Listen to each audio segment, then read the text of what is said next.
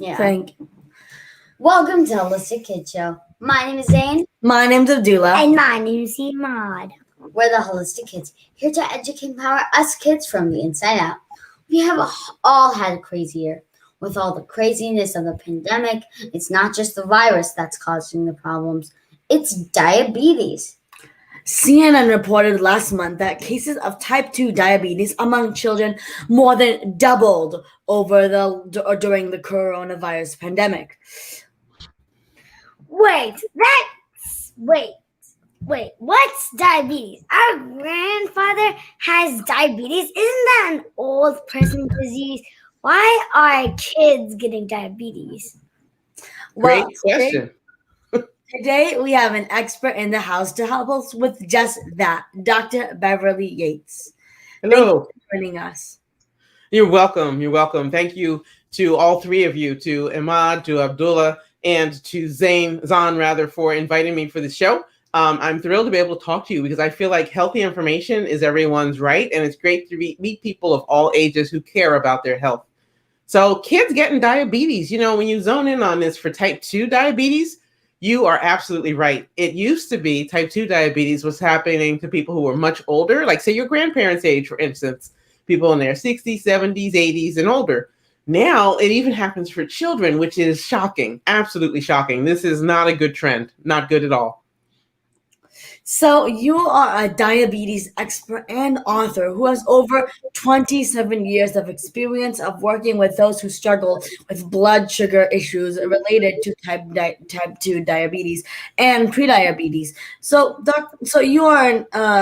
heard that you are an internationally recognized speaker and expert in the field of diabetes and heart disease, and you are also a published author, TV personality, and have been on the show and have been a lead doctor on a new 3-doctor panel TV show on ABC. And you've also been featured in the media, including ABC, CBS, NBC, PBS, NPR, Fox, and Mind Body Green, Essence Magazine, Good Housekeeping, Reader's Digest, and so much more. And you're also the creator of the Yates Protocol, a simple and effective lifestyle-based program for people who have type 2 diabetes or prediabetes to lower blood sugar levels, achieve healthy A1C and fasting blood sugar levels, and have more energy to live life the way they want to. So thank you so much for joining us, Dr. Yates. We are so honored. So honored. Oh, you're welcome. You're very welcome. So let's get to it. I heard you have some questions for me. Let's go. Okay, so we would love to hear your story. So my story is that over my years of clinical experience, I was noticing, certainly in the last 20 years of this 27-year career, and particularly in the last 10 years, so many more people were coming into my clinic who had blood sugar problems. They had prediabetes, type 2 diabetes. Some people had early signs of Alzheimer's, which could be considered type 3 diabetes, and some people had type 1. But far and away, most people came in already diagnosed with prediabetes, type 2 diabetes, or they had some really common symptoms that might point to it, right? Classically, they'd be really tired. They're fatigued, particularly the people who get sleepy in the afternoon after eating lunch. These folks just lack vital energy. And sadly, this can affect kids. We find even 10-year-olds are showing up with type 2 diabetes, which is shocking. That's just not a common thing. You know what? We need to team up. We got to turn this around. This is not okay. So let's talk about the elephant in the room. Why are kids getting an older person disease? That is a great question. I think there's a few things that have come together to make a situation that's difficult even worse. During this pandemic, which has not ended, unfortunately, so many more children now are inside and they're not active. They're sitting.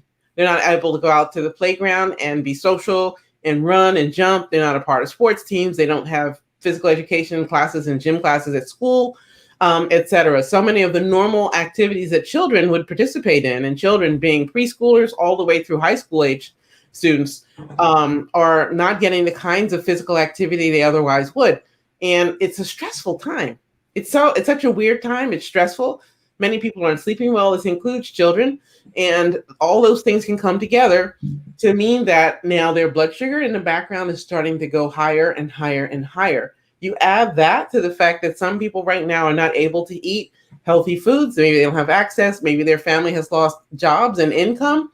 So they're eating the least expensive foods, which unfortunately here in the US means it's usually the poorest quality, lowest nutrition food in many communities. If they don't have access to fresh foods in supermarkets, some people are in food deserts. They don't have good quality food around. So this is why kids are getting type 2 diabetes. They're inactive, no exercise, poor sleep, maybe high levels of stress, and the nutrition quality, the kinds of foods they eat aren't packed with all those nutrients that we need, the vitamins, minerals, fiber, all the other goodness that can be found in, like fresh leafy greens, fresh fruits, etc., healthy fats, protein. Can we start with the basics? What Yeah. exactly is diabetes? Great question. So diabetes is what happens when your body no longer has a normal reaction or interaction between insulin and glucose. So to break it out, there's different kinds of diabetes, and the details matter here. Let's start with the one that has been around the longest, which is type 1 diabetes. Type 1 diabetes is the case where the person's organ called the pancreas kind of is in your belly over to the right here, doesn't make insulin at all, none, which means that person will for a lifetime have to take insulin, a prescription drug, a medication, for the rest of their life in order to be able to take in a basic building block called glucose, which is blood sugar. Another name for blood sugar is glucose, right? So insulin takes up glucose, the blood sugar, and makes it go inside the cell, and it becomes available as energy.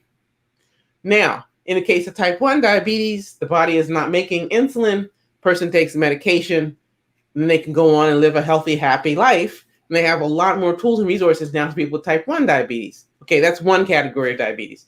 Okay. Other categories, the person's body still makes insulin. The issue is that the insulin's not effective. So it's what we call insulin resistance, builds up. And over time, then this insulin in response to blood sugar becomes less and less effective. How this can happen is someone has a diet maybe where they eat a lot of simple, way too easy to digest carbohydrates instead of slow burning ones, right? So let me make a distinction. Beans, lentils, chickpeas, things like that. Those are all slow burning carbohydrates.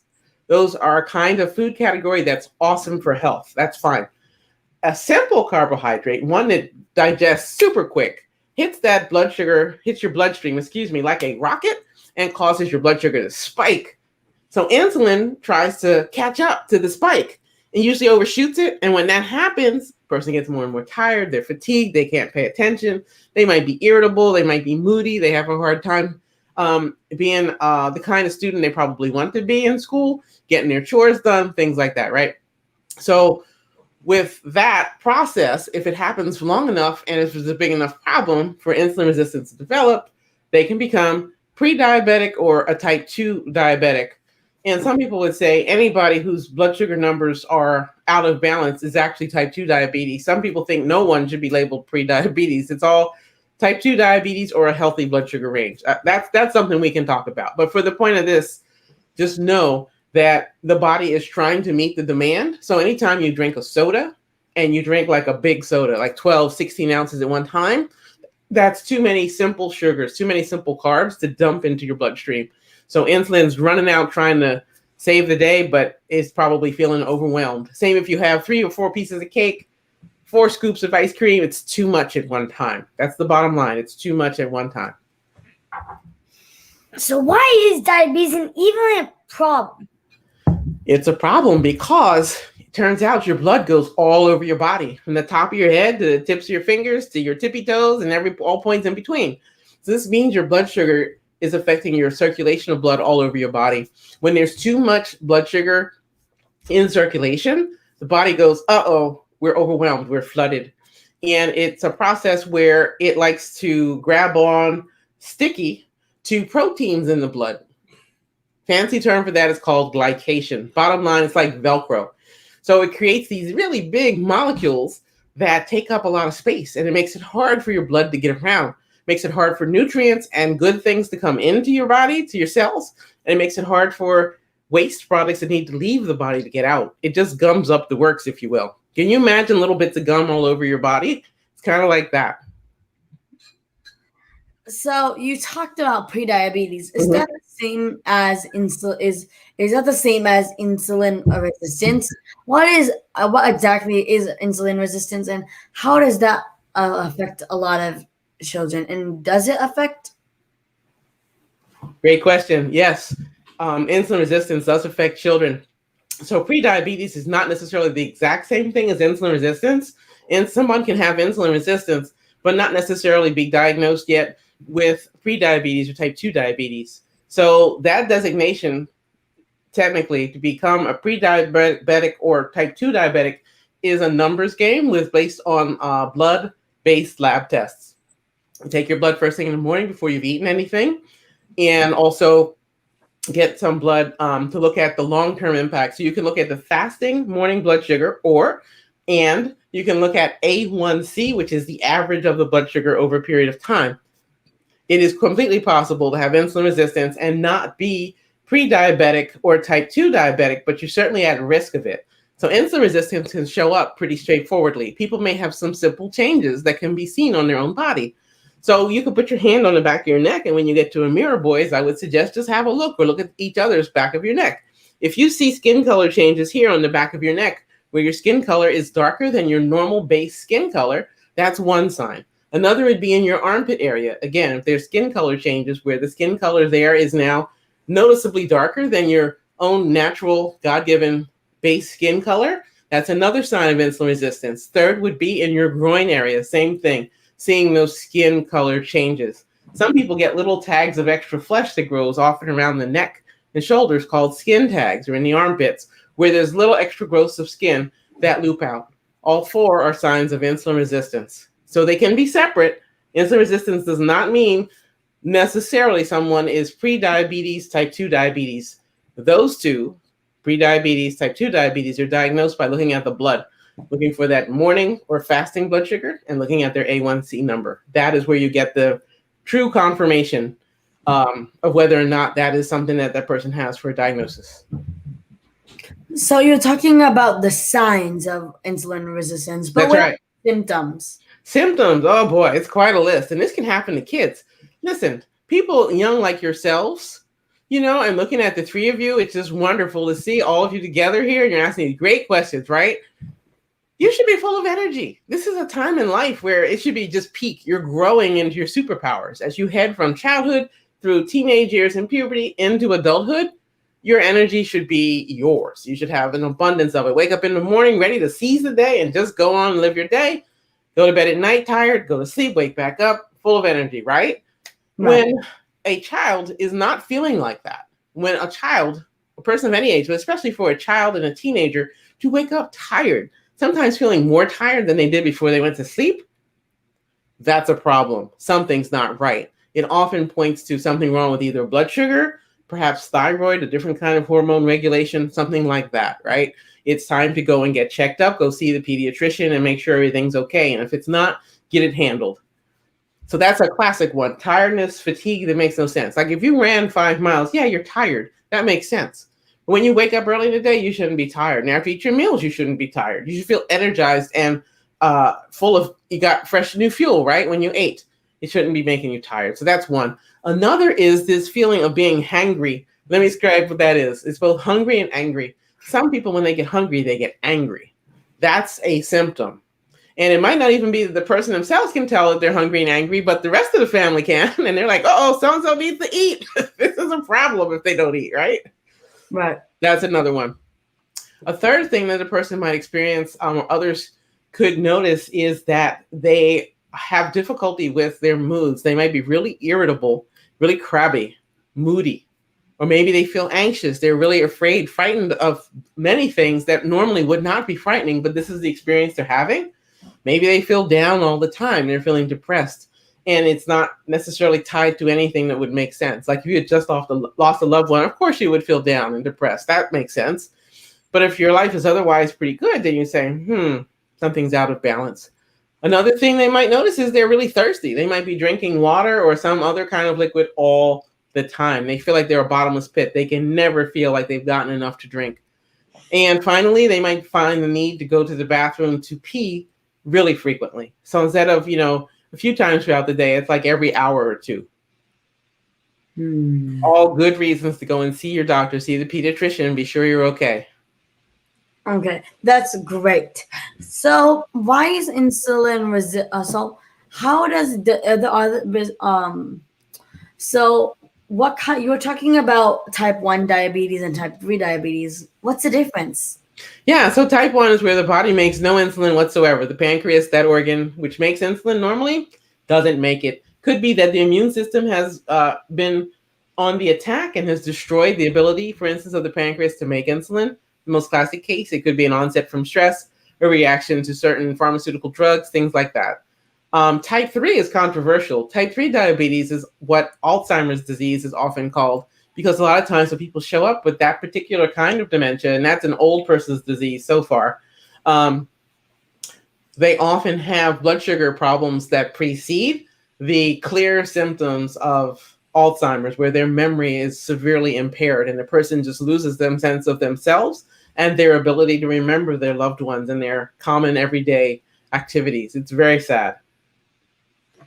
That is really scary. How can we prevent insulin resistance and diabetes? Hey, I'm loving these questions. All right, keep them coming. Okay, so how you can prevent it is this. Make sure you eat a good balanced meal. You know, when your parents, your family, your caregivers, you know, anybody's watching the show, your guardian, whatever, whoever the adults are in your life, when they're offering you healthy foods, eat them. As I tell my own children, you don't have to like it, just need to eat it, right? Sometimes people, especially when they're younger, they may not enjoy vegetables necessarily, but you still need vegetables, especially those leafy greens. They do so much good for you. So if you want to prevent and avoid prediabetes, type 2 diabetes, any kind of blood sugar problem, and you want to avoid insulin resistance, you need to let leafy green vegetables, fresh fruits with the skin on, healthy foods lead the way. Let that be at least half of your plate. The rest of it, you can have a portion about the size of your palm. I'm going to show you, right? The size of your palm, so it's relative to your body size, can be protein.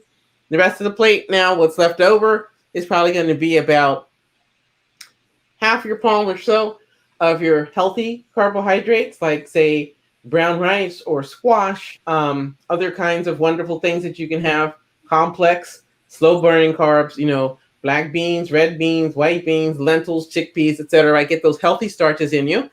And then finally, another portion of the palm, about a half, can be healthy fats found in like seeds, nuts, avocados, etc. Those kinds of proportions, letting the leafy green vegetables lead the way, will be a lovely way to go about avoiding prediabetes, type 2 diabetes, and insulin resistance. And if you want to have dessert, let that be the fresh fruit with the skin on. You don't want fruit that's been in some sort of syrup. And if that's the only thing you've got, pour the syrup off.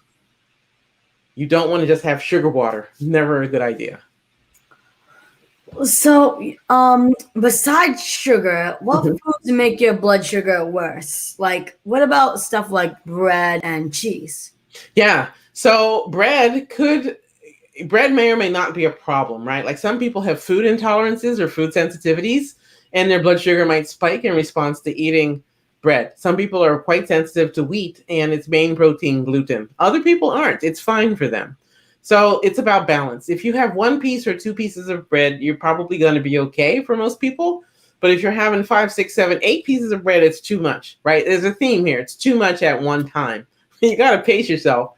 Otherwise, your body has to send out a ridiculous amount of insulin to try to grab up all of that carbohydrate. It is simply too much at one time.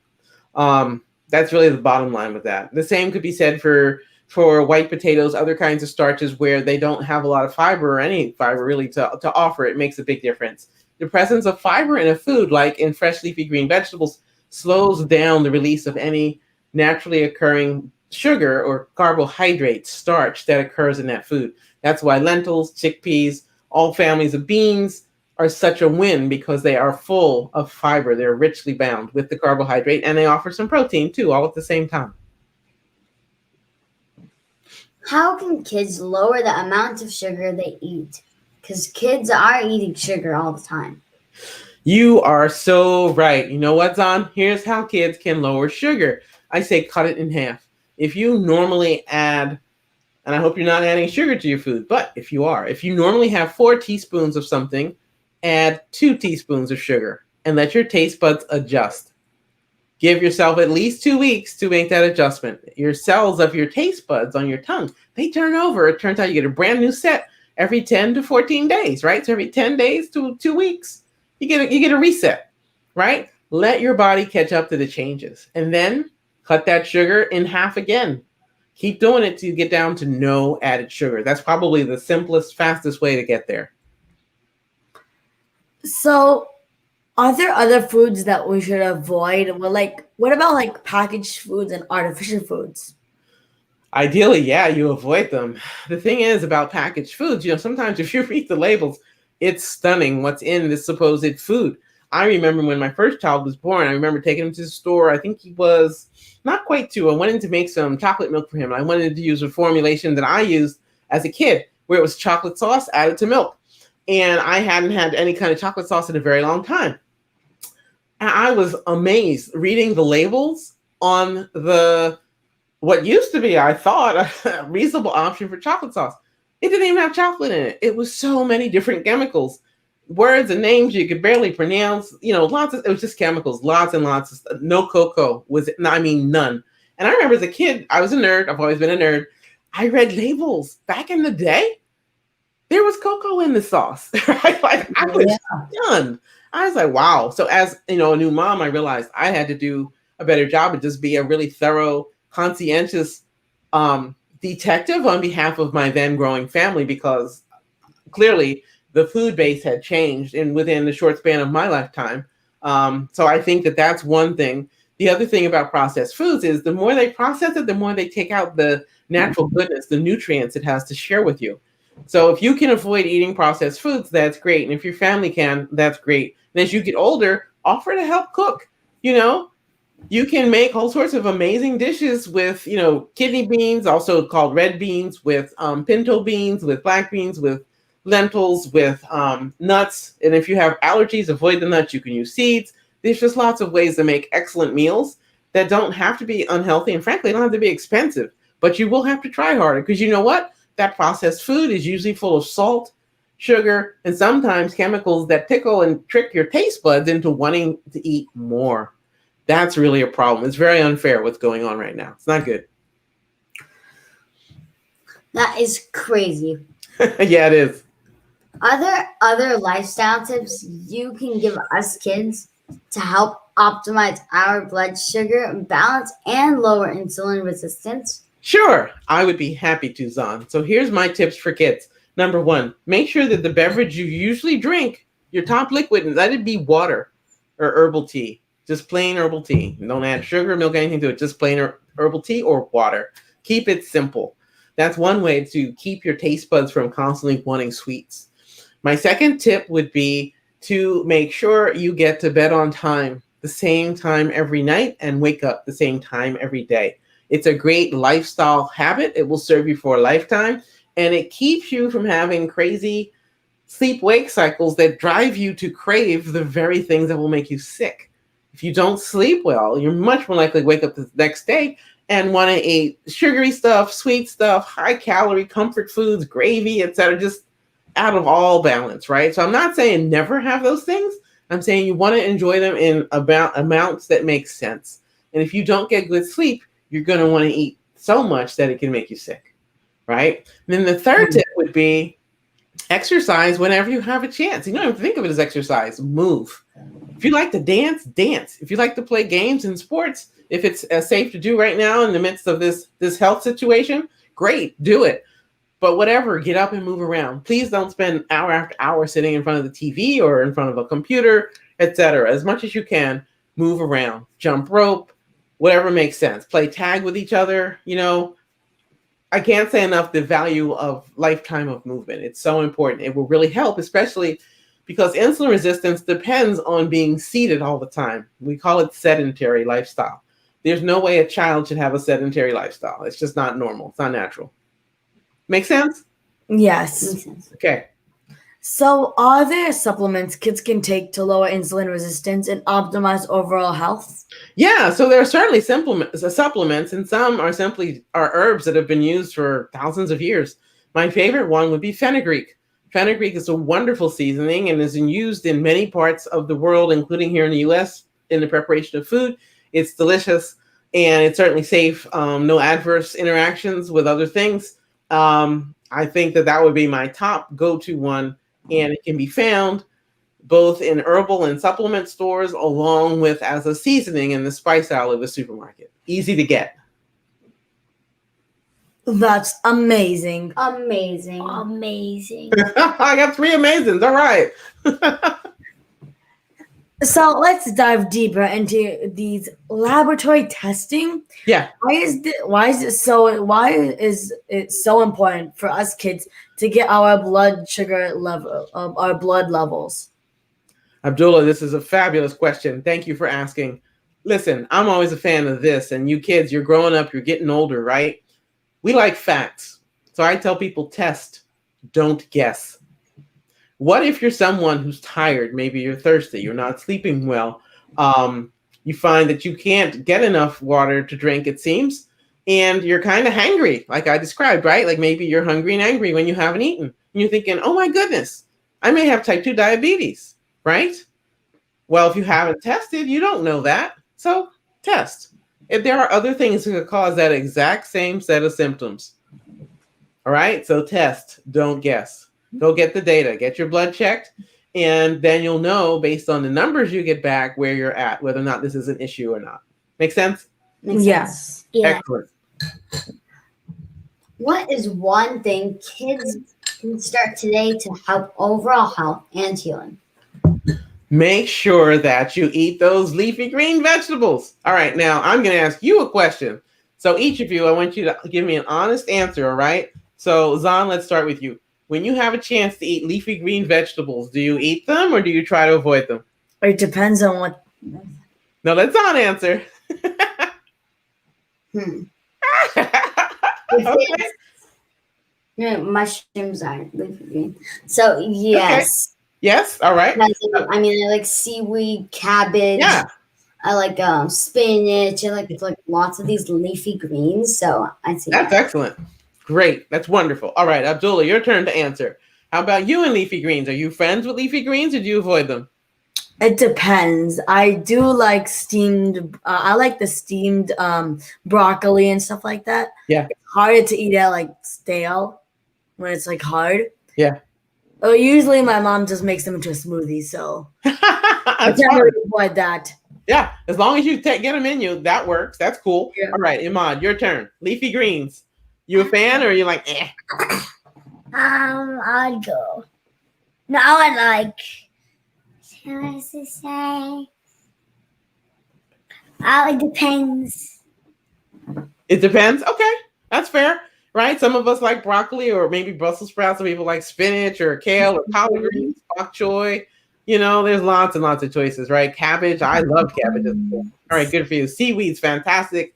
You can have it fresh. You can have it as a snack. There's nothing wrong with seaweed. Seaweed also has a lot of wonderful minerals, electrolytes. That's a great yeah, go-to. we love coleslaw. Yeah, coleslaw is awesome. Okay, excellent. Love it. Where can people learn more about you and your work? Hey, all right. So they're welcome to visit my website, which is www.drbeverlyyates.com. So I missaid my website. Sorry. www.drbeverlyyates.com. They can also follow me on Instagram and Facebook. The handle there is at DRBEVERLYYATES. And you can find more programs and things like that of interest on my website. People can opt in for a newsletter. Just sign up, connect, so we can have a chance to find out how to best help you with any chronic illness you're facing, particularly if it's sensitive to either blood sugar or heart disease.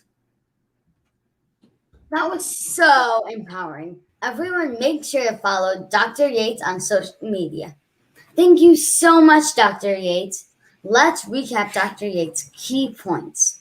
We as kids need to balance our blood sugar, our blood sugars to lower inflammation and insulin resistance, and the chance of diabetes. To balance blood sugar, we need to eat a good balanced meal with lots of veggies, proteins, and healthy carbohydrates like lentils, beans, healthy fats, and even fruit.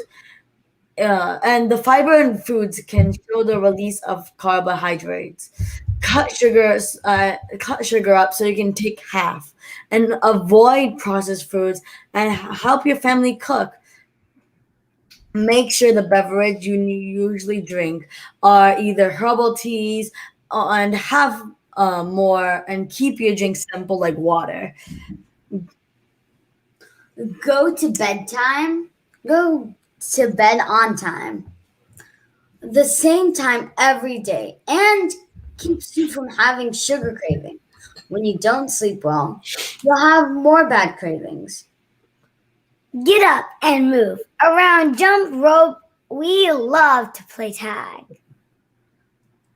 And fenugreek can be used in process of foods to balance blood sugar, and is a great herb. Wow, Dr. Yates, that was amazing. Thank you for honoring us with your time. You're very, very welcome. I'm happy to be a guest. I was thrilled to do this. Thank you so much for asking me and having me on today. And it's my hope that we are able to reach some folks and give them easy, simple things they can do so they can have a healthier, happier life.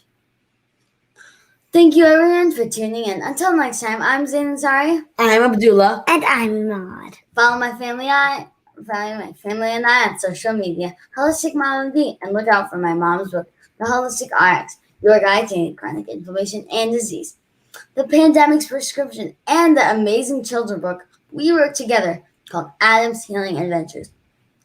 So check it out on Amazon. Yay! Kids need to learn from other kids. Please download our podcast on iTunes and leave a review so other kids and families can benefit. We need to work together to create a healthier future for all of us and the planet. Join us next week for another episode of the Holistic Kid Show, where kids are empowering kids. Thank you, everyone.